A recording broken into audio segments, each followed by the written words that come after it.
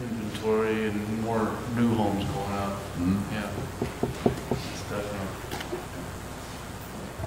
Good evening, everyone, and welcome to the November 18, 2025 Planning Board meeting. I will call the meeting to order.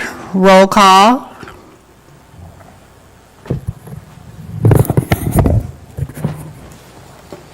Beverly Hood. Present. Deb Terrell. Here. Chip Roram. Here.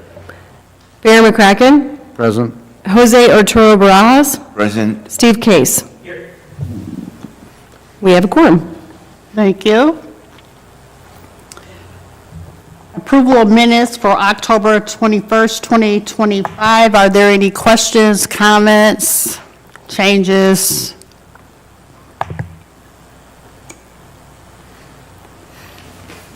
Seeing none.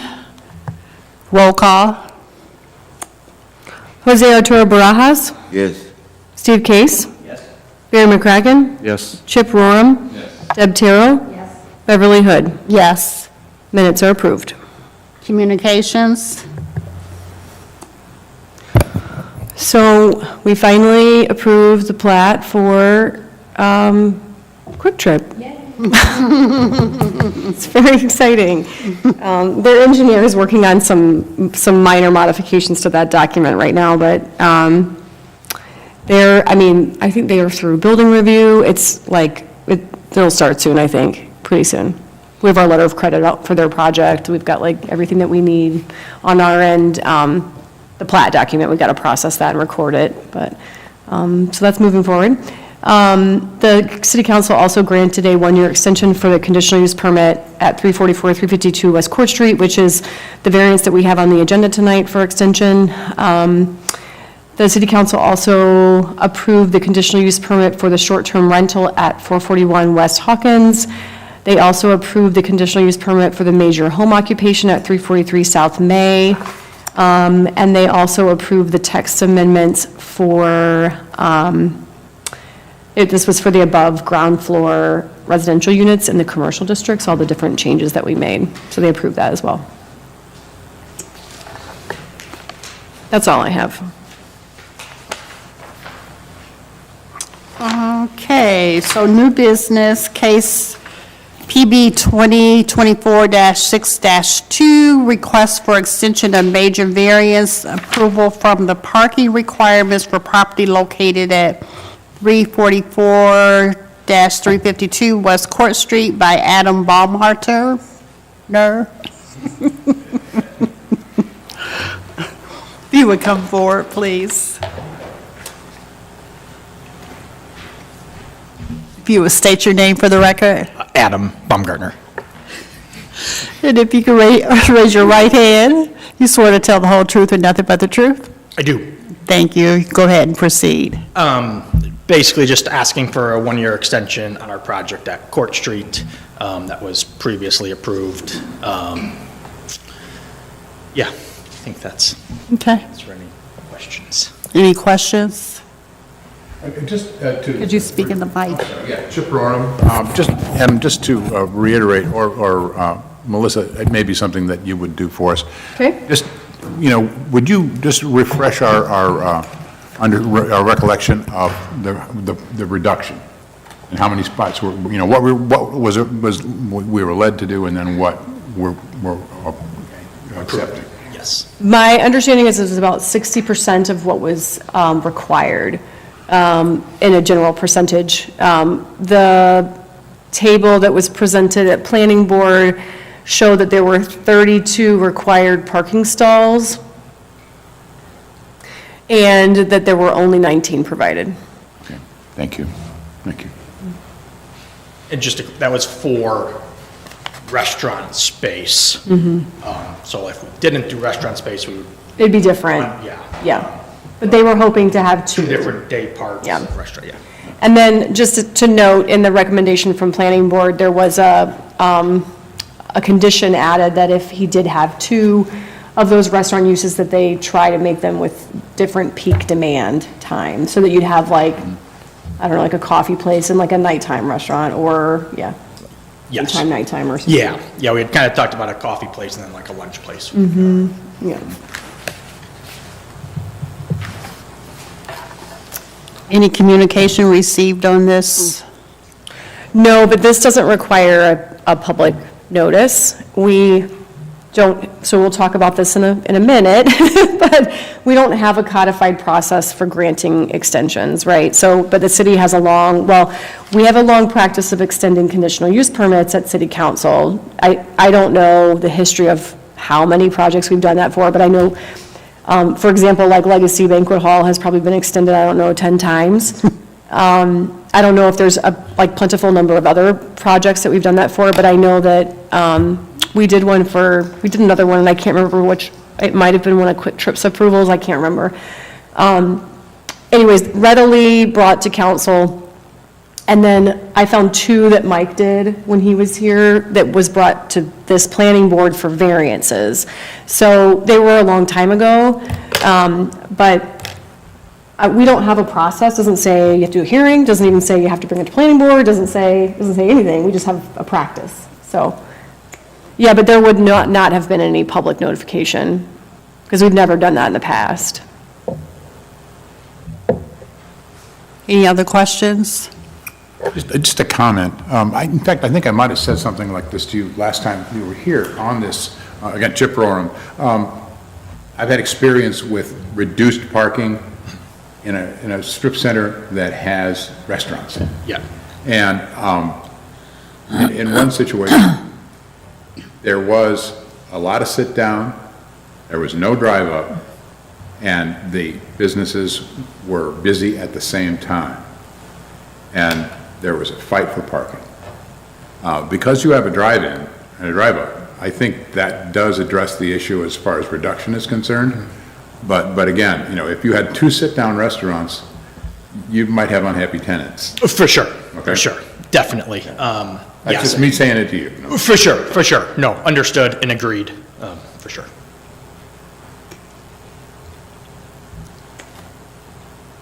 So what action are we taking tonight? I think the request is grant an extension to the major variance. Yeah, but I mean, how do we make a motion to approve the request? Sure, that's how we do that's it, fine, a just- motion to extend is fine too, yeah, either way, Okay. yep.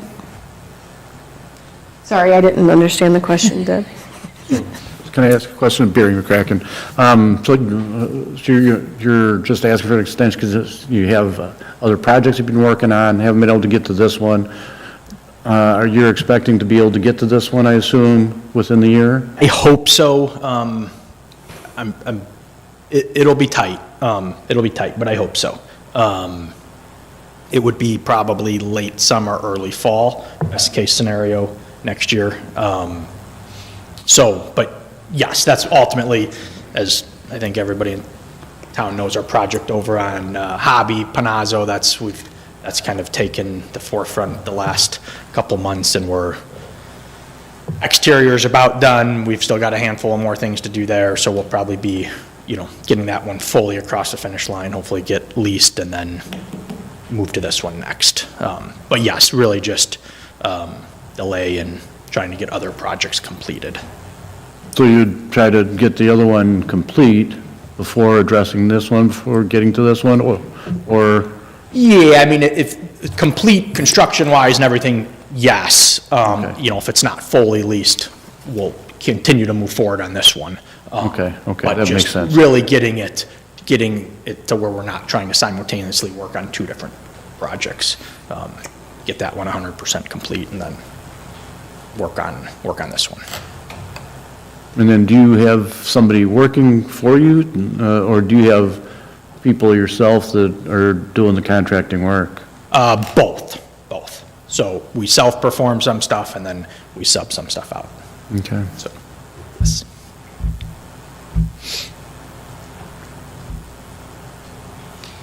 If there are no other questions, I'll open public hearing.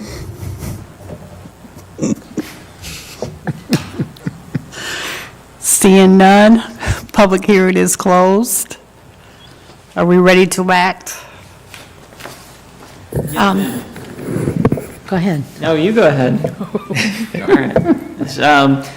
On case PB 2024-6-2, I would make a motion that we grant an extension for the major variance approval from the parking requirements for property located at 344, 352 West Court Street. And do we need to ask that all the findings are once again attached, or do we just refer to the previous? You do not. I mean, I think this is just a granting of an extension, not a granting of the actual variance. Okay, Yep. so that's it then. Second. Motion by Steve Case and a second by Deb Terrell. Any questions, comments? Roll call. Jose Arturo Barajas, Yes. Steve Case, Yes. Barry McCracken. Yes. Chip Roram. Deb Terrell, Yes. Beverly Hood. Yes. Extension is granted. Thank you all very much. Thank you. Happy holidays to everyone. Same to you. You too.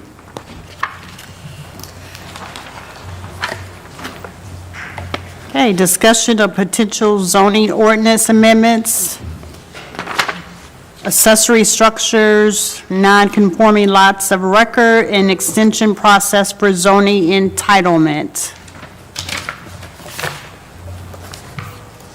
Okay, so, all three of these, I would just say that this is like our first discussion on this. We've obviously touched on a few of these things in the past.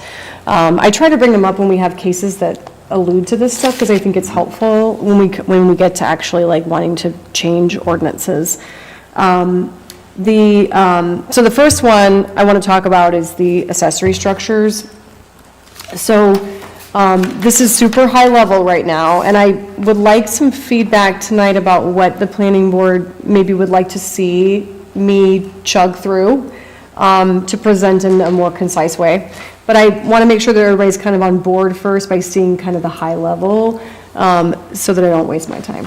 So I did put a pretty generic thing because this is one of the things I noticed probably the most, which is in deck and patio permits. But there are some other things that obviously this applies to as well. But we have a regulation in our code that restricts patios and decks to 300 square feet. We also have a minimum square footage for a lot of other accessory structures as well, and that we can talk about that in a minute. But this one in particular, I feel like I run into quite frequently, and what typically will happen, because maybe you're not seeing variances for them, is that we find that people just come into compliance. And some of that is timing. They don't want to go through a month and a half of public notification and paying for that, and unknowns about whether or not it'd be granted or not. And if they shave off 50 square feet or 75, then they come into compliance and they go along their merry way with their permit. So, but sometimes it's even more than that. I mean, I feel like I had one a couple months ago that was like 420 square feet. And one of them that I looked at not too long ago had been a deck a couple years earlier, but they took the deck down but didn't replace. But technically by code, you couldn't like put a patio where that was and get granted that square footage. The deck was pretty large and they wanted to replace the patio. I guess they had finally saved up enough money and it was too big. So they were one of my cases that they reduced the size in order to get a permit. So I think when we're looking at this stuff, so just to go through real quick with like Bradley and Bourbonnais, with regard to even just talking about decks and patios, they're allowed subject to setbacks and like overall lot coverage, right? So the municipalities basically set a lot coverage per district, and the lot coverage is defined in their zoning ordinances to include not only the principal structure, but also those accessory structures in that overall lot coverage. Oddly enough, in Bradley, R1 doesn't even have lot coverage. So it's not listed, there is no minimum. They start listing it in R2, and all the rest of the district kind of follows suit. But just for an example, R2 in Bradley is 40%. So, and then in Bourbonnais, R1 is regulated at 35%. Our Bourbonnais and Bradley's codes do regulate sheds, detached structures that are like, much like a pool house, we were talking about this, or a detached garage. Those do have minimum square footages, which is pretty common. I would say that's something that you find in many zoning ordinances where those types of structures that are 4 walls with a roof that have a much more, I guess, imposing impact to the lot itself, are typically regulated with some kind of square footage. Our garage allowance is bigger than both of them, and our shed allowance is also bigger than both of the communities next door. So that's just, I mean, that's good to know that those exist, but I think where we are having issues is on some of our smaller and less maybe invasive or whatever accessory structures on the lot. The thing that does, I think, come to mind with regard to especially like concrete patios is drainage. So many communities will have like a threshold upon which if you add a certain amount of impervious that you might need to provide a grading plan. And so I think that's something that we can talk about. We can also look at, and I think I'll have to go check and see, because I'm amending the stormwater ordinance right now, which will have 2 different things, that we might be able to find that it would fall in there somewhere. That like if you add a certain number of square footage to a lot, no matter if it's single family or not, that you might be required to provide some kind of basic drainage plan around your project, and that might cover us. So when I do this analysis, I can pull that piece in so we can see if we need to add regulations in here. Do you know what I mean? I think they probably belong in the stormwater ordinance, but we can certainly talk about that. But that's one way to handle that, for sure. The other part of this that is, I find complicating, is that you can see here on the matrix how our community calculates coverage versus how the other 2 communities calculate coverage. So Bradley and Bourbonnais calculate their coverage based on an overall percentage of the lot. So if you have a 10,000 square foot lot and you can cover it with 40%, you get 4,000 square feet or whatever that number is that right? That's right, it's like basic. It's fun, it's the end of the day. Ours is separated into 2 categories. Well, there's like 3 stages kind of. So we have a buildable area coverage that's called out in our district. And that is defined as, building area coverage in our code is defined as the principal structure. So, and it's based on buildable area of the lot, so you have to take the lot, then you have to subtract from it required setbacks, which gives you a building envelope. Then you get to cover 50% of that with your house. Okay, that's the number 1, that's step 1. Step 2 is accessory structures, which is a 25% of that buildable lot, that envelope that we just calculated, unless it's otherwise specified in the chapter. Meaning that I can't, at least this is how I've interpreted, apply that 25% rule to the garage, or to the patio, or to the deck, because they have a square footage allowance granted in the table.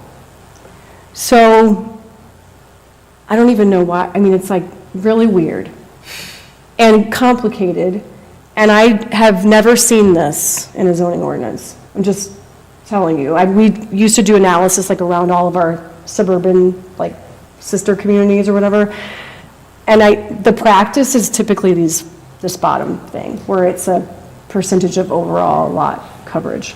I feel like maybe New Lenox might have some weird thing in their backyard, but I think that was like the only place I ever saw something like that. And it's still So- subject, I mean, it's still subject to all the setbacks. It's just that. Yes. Okay. Correct, so like you are still, there's a table in Bradley and Bourbonnais, and it's like this, they have just like we do, and it has like front, side, rear, corner, tells you where you can obstruct, right? So that means like, can it be in the front of your home? Sheds usually are a no, they're usually sides or rear, sometimes they're only rear. Patios are interesting. I think our code says you can only put it in the rear, but a lot of times people will allow them in the sides, but not in like a corner side. It just depends. So all those still apply, in like regarding yards. Sometimes it'll say like rear and side, and then it'll say that you have a distance of property line. So many times they're obstructing further into yards, but they're allowed to be close to a property line based on whatever that regulation is. But yeah, this doesn't, like by having that overall percentage of lot area, it doesn't take away the fact that you've got those regulations for where those structures can go on the lot.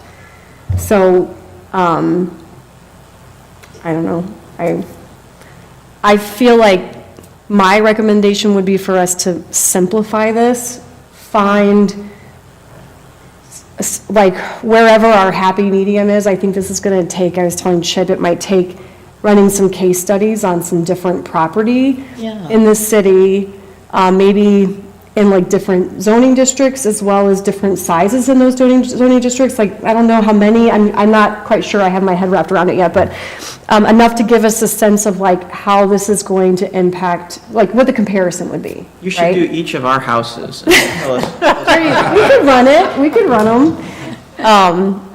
I just don't want us to, there's a couple things, like I don't want us to become more restricted than we already are.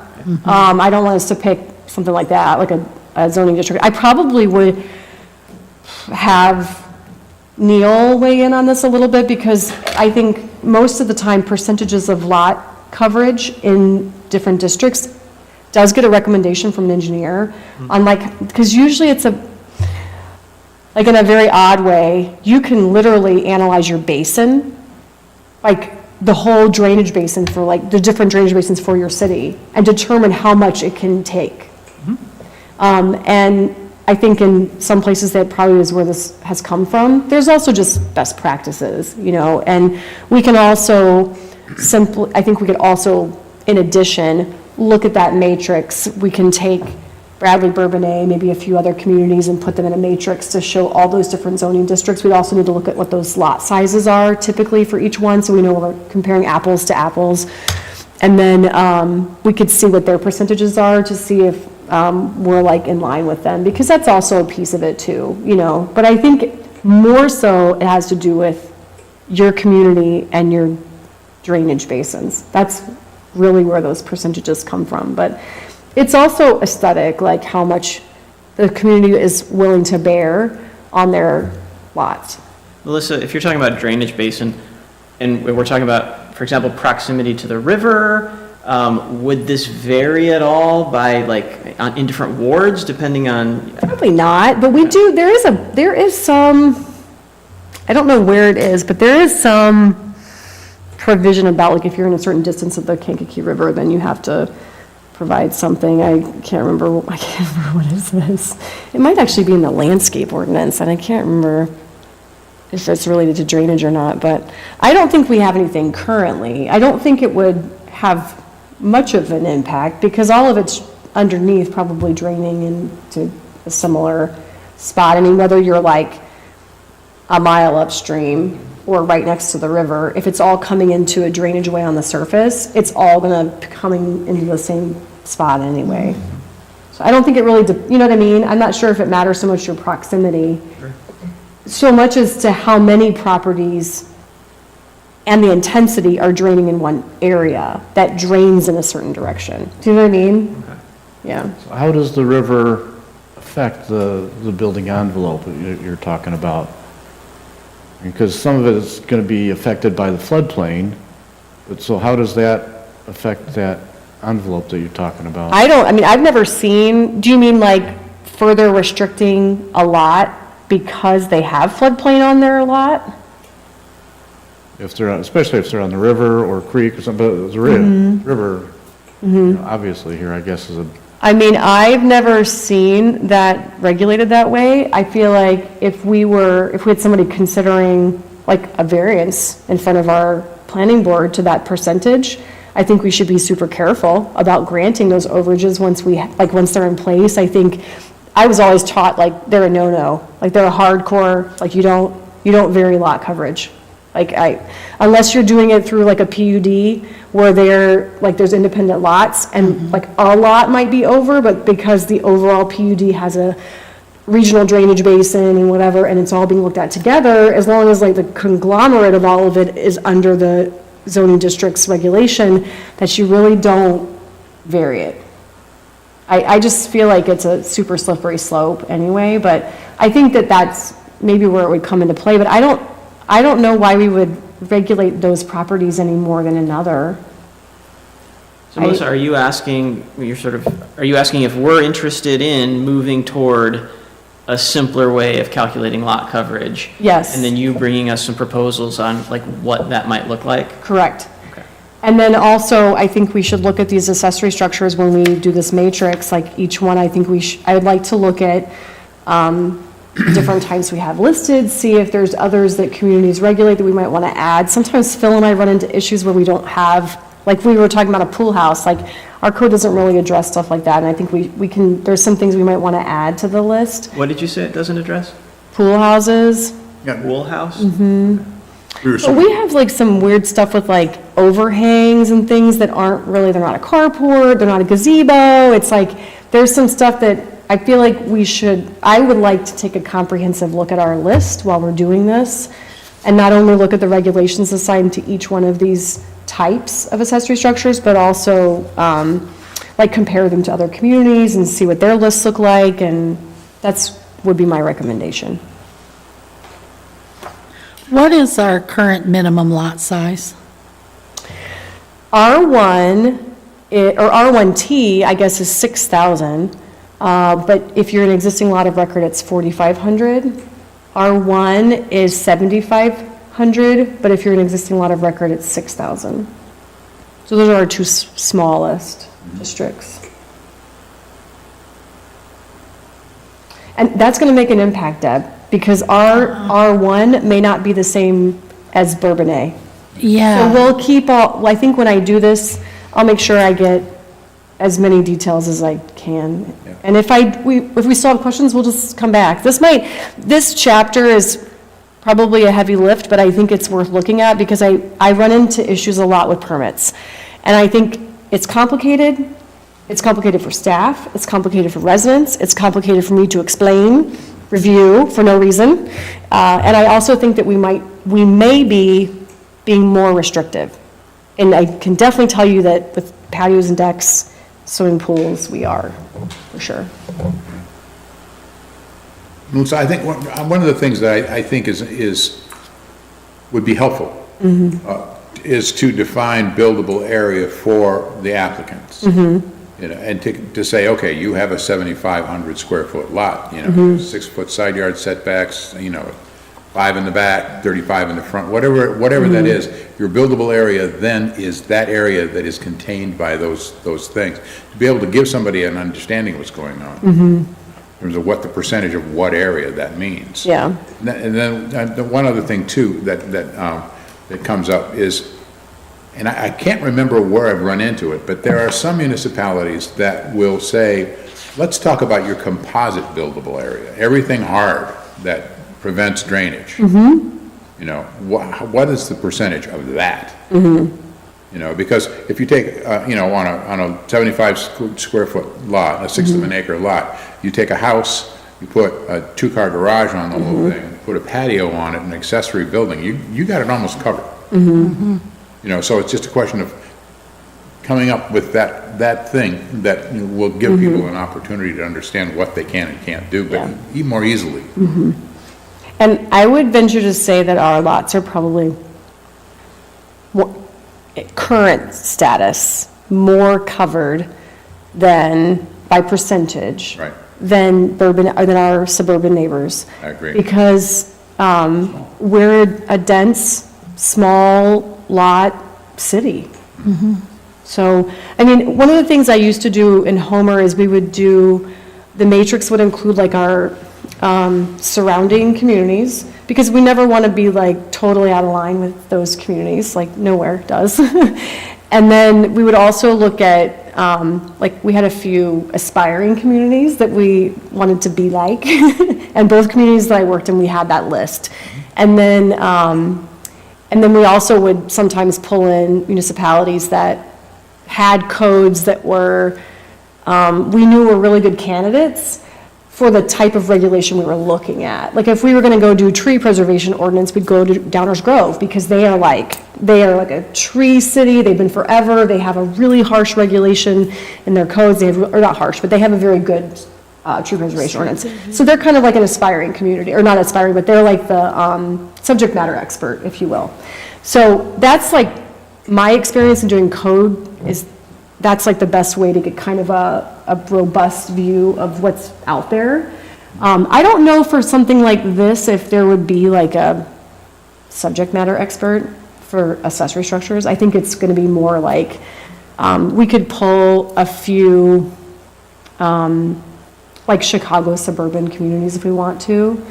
That would be my request, maybe of similar size to us. Or we could do, I guess the subject matter expert, now that I'm thinking and talking out loud and rambling, we could do like places like Aurora or Springfield or Decatur or things that have some denser downtowns. So, if you guys have ideas, I mean, I don't know if you have Another examples, possibility would be to reach out to the Illinois APA and ask them. and ask them if there is a subject matter expert that could give us some help. Sometimes they also have like recommendations on APA, like you can find white papers that have been written on regulations, so. What were you saying, APA? APA, the American Planning Association, the Illinois chapter of the American Planning Association. Yeah, Okay. yeah. How do utility easements play into this? Like, I live in Gracefield, and we don't have alleys, but we have a 15-foot utility easement. And In the back? Or you Yeah, use it in the back? in the back of one side of the block. Like, I have a deep yard, but 15 feet of it really isn't mine. Does, The code already says, I don't know if it's in our, it says it somewhere, because I found it before. I don't know if it's in the accessory structure section, but there's also, I think it's listed in our municipal code that you can't put obstructions in easements. I don't know if it has language in there that says something like, unless it's granted by the person, because the reality is that if you had, like, we used to have these petroleum pipelines, like a ton of them. They ran multiples through Homer Glen. And those companies, like Wolverine in particular, they would grant allowance all the time. So we'd get a letter from them, and it would just say, this person, it's fine. It doesn't give away their rights, and the letter would say that, but they never minded if somebody even built a shed. Like, they just, the likelihood of them having to take up their line was pretty slim, and the resident understood that if they had to take it up, they lost their shed. So, like, I think that it's like a reiteration of the easement language anyways, but it gives everybody kind of a warm and fuzzy. I don't know, Deb, how, I mean, I was just talking about this, but we don't always take plats in with permitting. The code requires a plat, but many people don't have them, and it is pretty common practice amongst municipalities to bend that rule. Like, it is pretty common. Especially when you can make a judgment call with low risk. Maybe it's not a garage, maybe it's right in the middle of your property and you're pretty sure it's probably okay. I can't speak to before me, but now I've been starting a library of our subdivision plats, so I've been getting them out of Laredo. Every time I have a permit that I don't have, I'm going in and getting it and grabbing it and checking. So I'm at least checking for the ones that would be recorded with the original plat. Many of ours don't have anything because they were platted so long ago that they weren't doing easements. But sometimes I find them, and then I make them move stuff. Like, I don't think that's always been done. But our code says you can't obstruct, so. when Bill Gessner was on the planning board many years ago, he had been involved in building subdivisions in Kankakee in the earlier part of his life. And after he died, his wife gave me an enormous book that had the original plat maps for every subdivision in Kankakee, and I gave it to Cliff Cross. Is that still in the city's possession? I don't know, because I can't even, That's great. I can't find any of our records. So, the planning stuff, like, there's no, I've spent a lot of time on this, by the way. Like, I've looked in pretty much every city building. I've been in admin downstairs, Willow, many, many times, ESU and code, in the warehouse space, upstairs, with staff. Like, Laura Onweiler's in the building, and she's been there for a really long time, and she remembers working with all these people. before David Schaefer's files went missing. Like, it's like they don't exist anymore. And I think she remembers him having cabinets over at the factory when they were Yeah. located at the factory, but we've not been able to find that stack of files, which, like, I don't have any zoning cases, like none. Yeah. So how far back Mike. do our records go? Mike. So Mike, and then in the, like, there's in the How far back does Mike go? 2019, 18, 19. So Cliff, that's a lie, I lied, hang on. I did find Cliff Cross does have digital records in Barbie's network, we did find those. So it was like 10 years of Cliff's stuff. But I had IT search for Dave Schaefer's stuff, with his name, with director, with all kinds of like tag words on all of our networks, and they weren't able to find anything else besides Cliff's stuff. And my stuff that pops up with like the zoning and everything. So there's How a far pretty back big is- gap. There's like, so the city council, the clerk's office does keep like impeccable records of ordinances. And so sometimes if I go over to the original file from the council meeting, when an ordinance was approved, I will find planning board minutes in there. Sometimes there's information about the project in there, so I'll find like little bits of information. And then there is one container over in the clerk's office that has like I don't know, it's about this big, full of zoning board of appeals cases, but they're old. They're from, I think, like the 50s and before that. So, but those are, I mean, they can be helpful. Boy, this makes me wish I'd kept all of my papers over 25 years. I'm still like hopeful that we just haven't uncovered them yet. But I've asked Zach, I've asked ESU facilities people to help me look, and nobody's been able to find them, so, yeah. I mean, thankfully, we have, the one thing that I don't have is a history of the variances. And the conditional uses and the map amendments are one thing, but like, I don't have a history of that. No agendas, no, So for instance, nothing.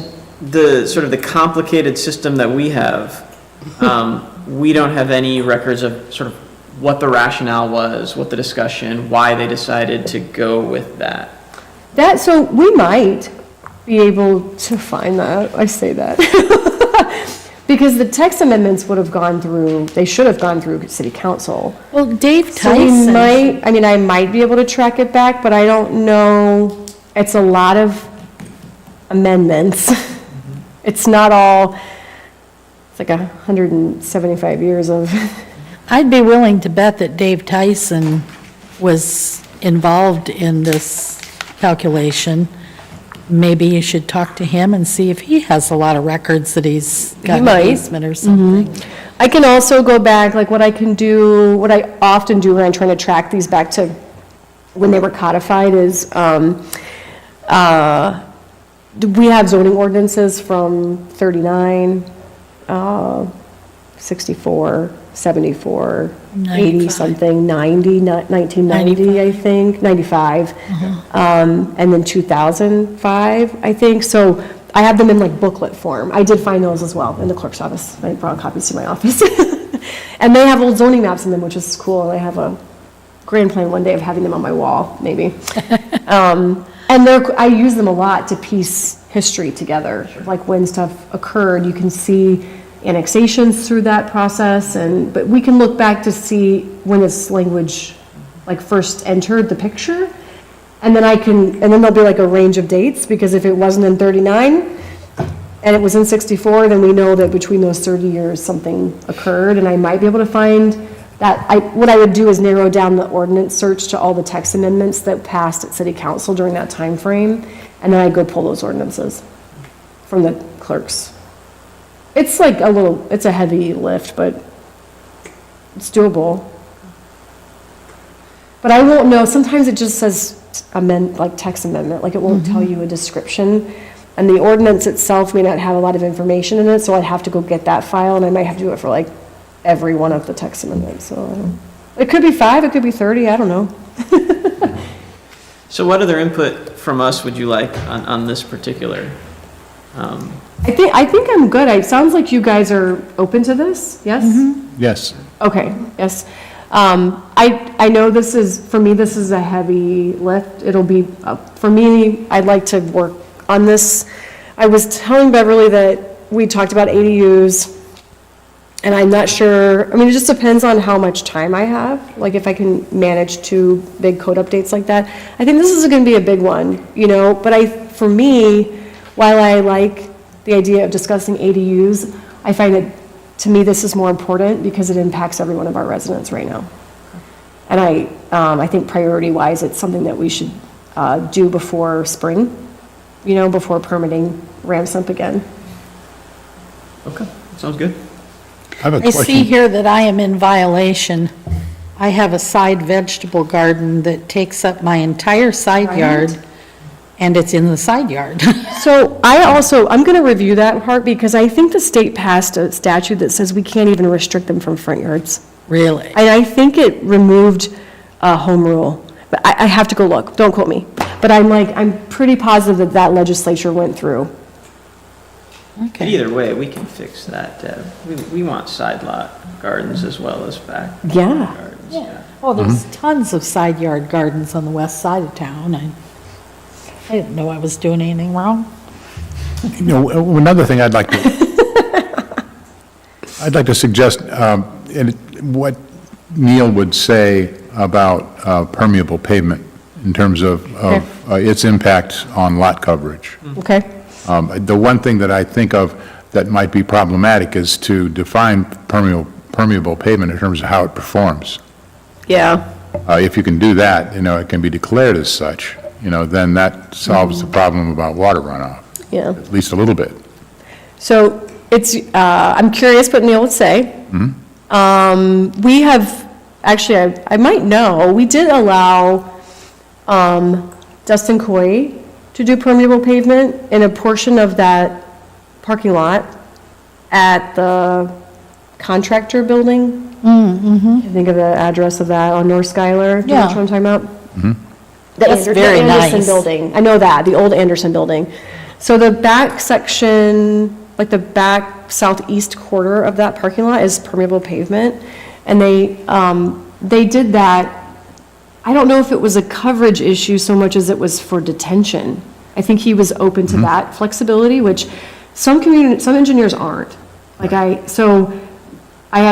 I've had both experiences. So Orland had on the books that they allowed a 50% reduction if you provided permeable pavement. So we would have people that would rip out their driveway and put in permeable pavement to build a pool.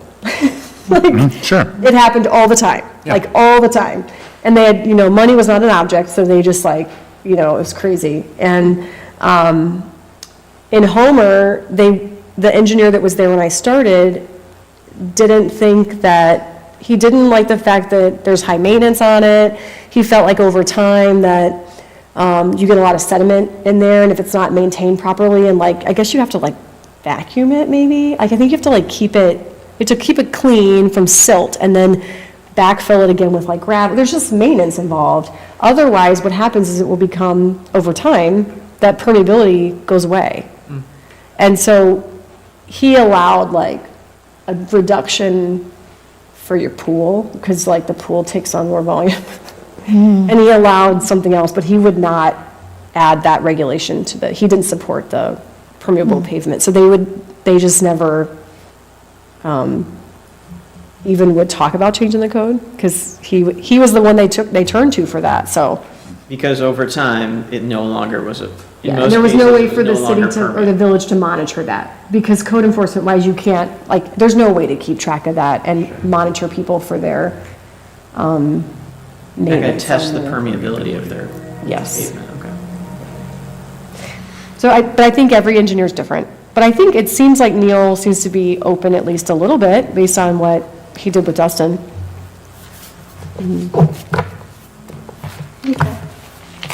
Anything else? Anything else on that one?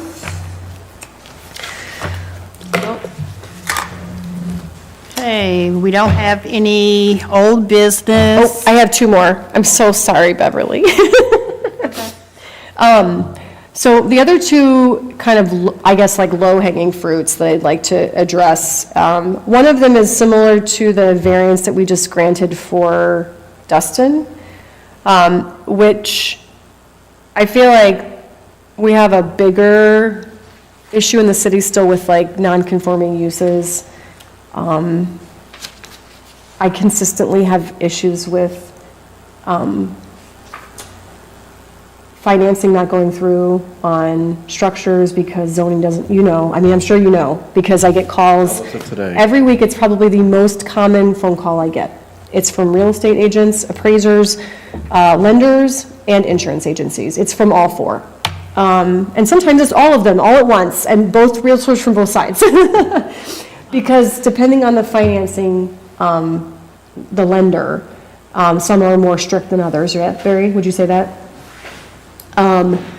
The underwriting doesn't pass. And we've talked about this because that's why we're doing the city-initiated rezonings and whatever, but we still have been like relatively strict on some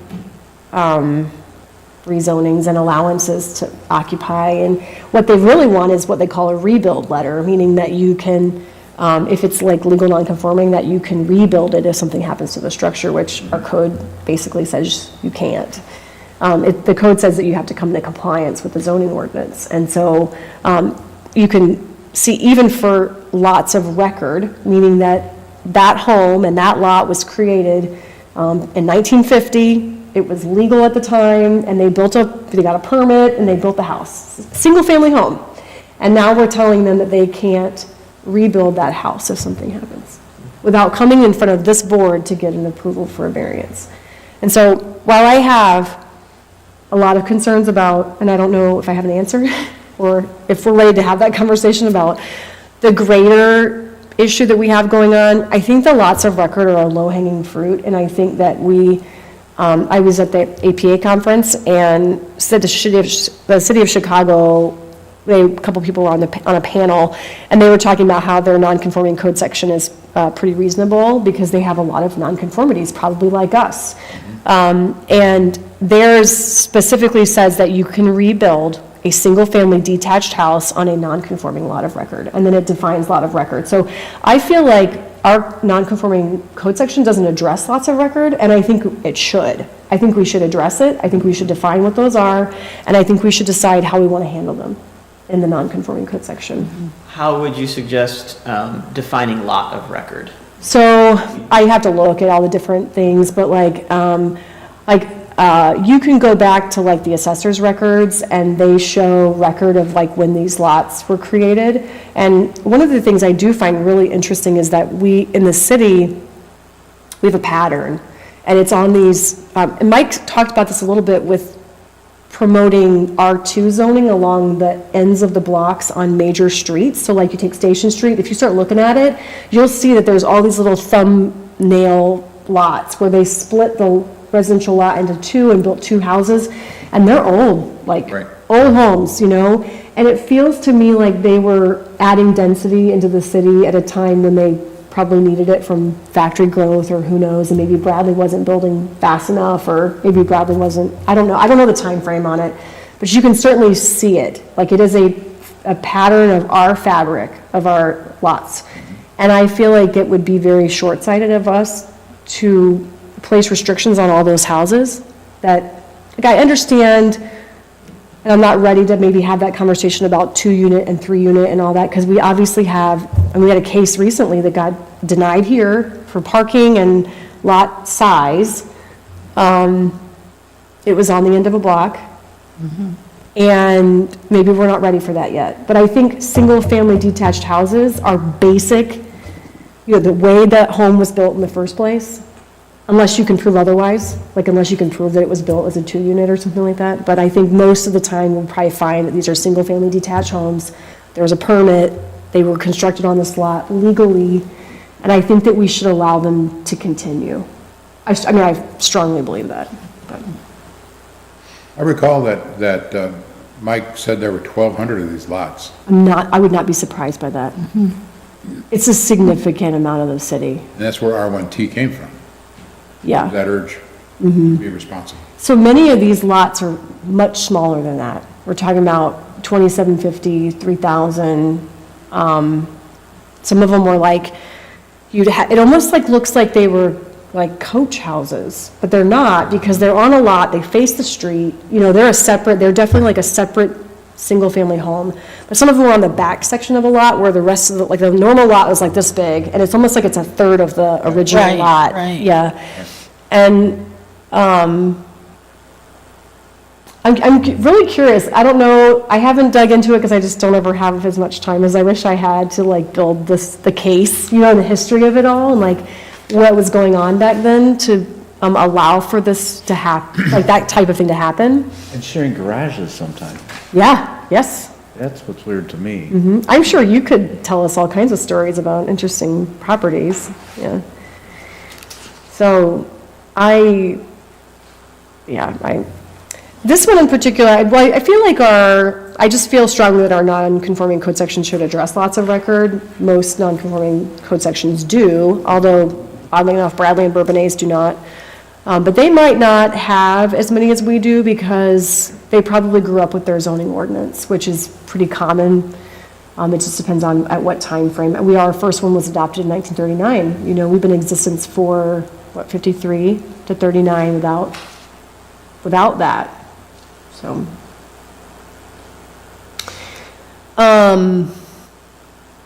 anybody have any issues with me tackling that and bringing something back? Okay. And then the other thing is, which I think is pretty simple and straightforward, although I guess I would love to hear if you guys have any opinions or if we should just kind of follow suit with what we've been doing, but we don't have a codified process for granting extensions either through the city council or the planning board for variances. I would say that we would follow suit with what we've been doing. The variance extensions would come here. I don't think we need a hearing for it, but unless you guys have a strong feeling that you would want them to republish, we could do that. And then that the conditional uses would go to the city council, like we've been doing. And I feel like a year is fine. I'm not bothered by a year unless you guys want to do 180 days or something. The other thing I would point out is that our other communities nearby do have, Bradley doesn't have a minimum. I talked to Matt Castillo over there. He's their community economic development director, and he said that they write it directly into their ordinances, and their standard kind of operating procedure is 2 years. And then and they don't have a practice of extending, so it's just done. If they don't, they have to just reapply. Bourbonnais, obviously, variances are 180 days. They're good for 180 days unless an extension is granted, but it can be granted administratively or by the board. And then a special use, I thought this was kind of odd. It seemed like backwards a little bit, but the special use permit is valid for 1 year unless granted as an extension by the zoning administration. So that's completely administrative to grant an extension for a special use. Oh. But they do have the PUDs have to be granted by the village board. So, I don't know if you want to, that would be counter to what we're currently doing. I'm not super excited about that, but I do whatever everybody wants. Are there any thoughts about that at all? I don't know if it's just a habit or not, but my recollection is that we have given the year, and then if somebody comes back for, another extension for another year, we're okay with that, but that's all. Okay. I think that's what we've done in the past. We turned somebody down for a second extension. Right. I can't remember the case, though, but it was like a year or two ago that somebody came back and wanted another extension, and we said, no, you'll have to reapply. But I don't remember what it was. Or if there's a specific reason. Yeah, it was, it was something we weren't wild about to begin with. I do recall that, but I just don't remember what. Was it the gas station, or the old Clark station on Fifth Avenue and Station? No, right. no, No? Okay. no, it wasn't that. It was something out by, Initially. out toward Walmart. Okay.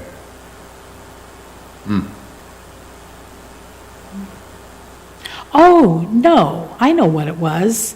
It was the,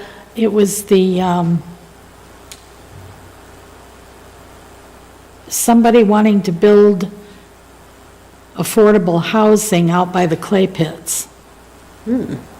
Remember that? No. And we weren't crazy about it because that area flooded, the area where they wanted to build them.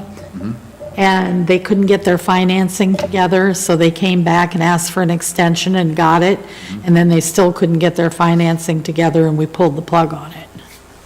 And they never came back. And then we approved that same area for the solar array Solar that field, they've yeah. just started building. Right. Yeah, that's what it was. Do like the idea of having a mechanism, especially if it was a contentious case, for like, it doesn't just keep automatically, they can't keep asking for extensions. There is something that kicks it back to, okay, you know, you haven't acted on this after a certain amount of time, so you are gonna have to redo the process, so, you know, maybe there's another public hearing, maybe 2 years later, the public feels differently about it, or it's the same, or more strongly, we can have that discussion again. Yeah, I agree with that. I also think like codes can change, and I think perpetually granting that forever just is bad practice. Legacy is the only one that I know of that we did that a lot with, and most of those extensions were related to hobby, which I totally understand that. So does Adam know about this kind of informal deadline? We'll find out. Yeah. I still I don't know how know, we he's just gonna do asked him, that and he said, driveway. I don't know. Those utility poles that are along there, I don't know how he's gonna do a drive up there. It doesn't, He's got a year to figure it out.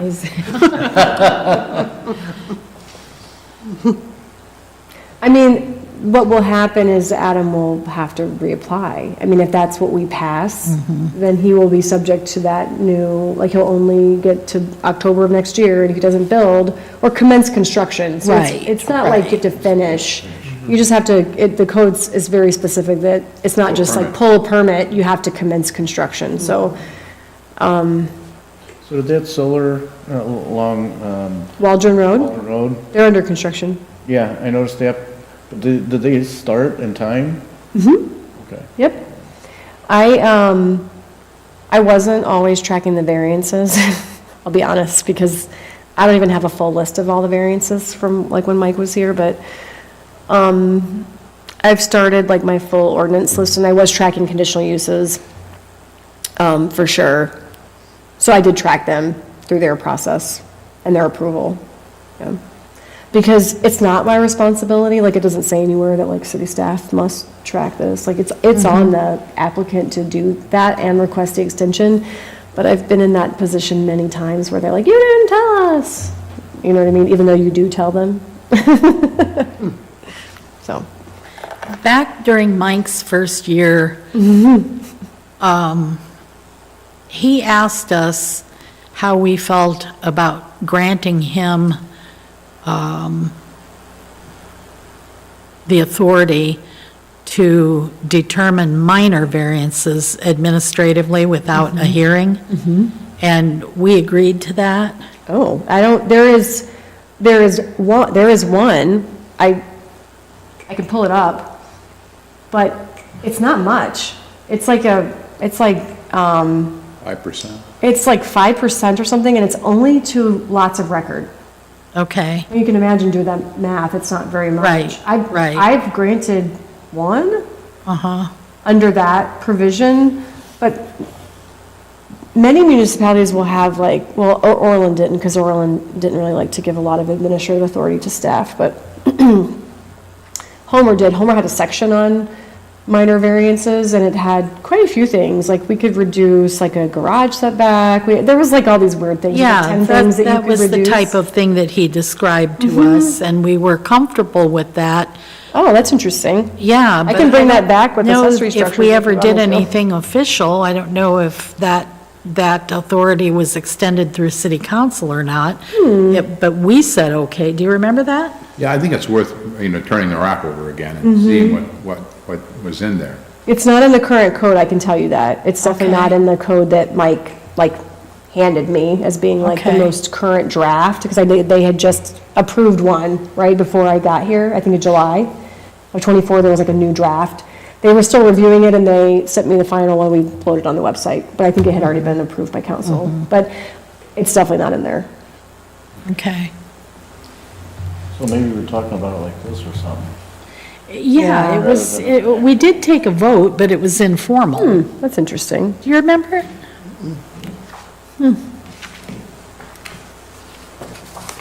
I don't think I'm Do you crazy. think it was like the first year he was here? Yeah, it was. I mean, I can go track back, it's possible, we're human, that maybe there was an actual amendment that He just would didn't get probably picked up in the remember. code. He would remember. I'll go back and look and see what I can find.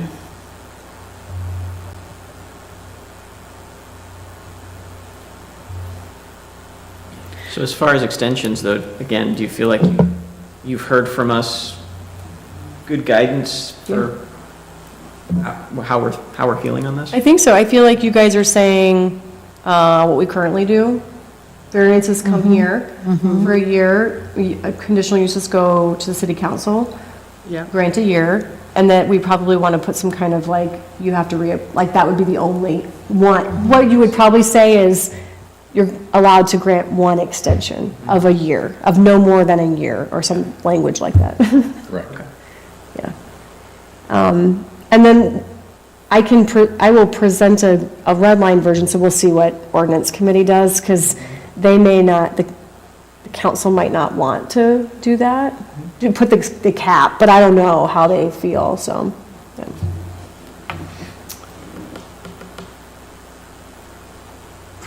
I don't have anything else on that. You don't have anything else? Okay. Oh, and then this. Right. I lied. I do think we motion on this, don't we, usually, the calendar? Yeah, yeah. Yeah. Okay. Everyone had a chance to look at the calendar? Yep. Yes. Any questions, comments, concerns? Pretty typical. Okay. Need a motion March 17th, I don't know. for the calendar of 2026? So moved. Second. Motion by Deb Terrell and a second by Barry McCracken. Any questions, comments? Roll call. Jose Arturo Barajas, Yes. Steve Case, Yes. Barry McCracken, Yes. Chip Roram, Yes. Deb Terrell, Yes. Beverly Hood. Yes. The calendar dates are approved. I have a question that might fall under other business. Are we still actively trying, or is someone still actively trying to, should there be more of us? Yes, there should be. More members of this committee? And what's the status? I submitted a list of 17 names to the mayor, and he was going to discuss them with you. I don't know if he has. We haven't met about it yet, but I did hear that that's the case, that there is a list of, Because I submitted possible- some names early on in this process as well and never, You submitted some to the mayor as well? I think so. I submitted them to someone. Maybe I submitted them to Mike. I don't know. Can you send them to me? Okay. And I'll forward those along, Steve.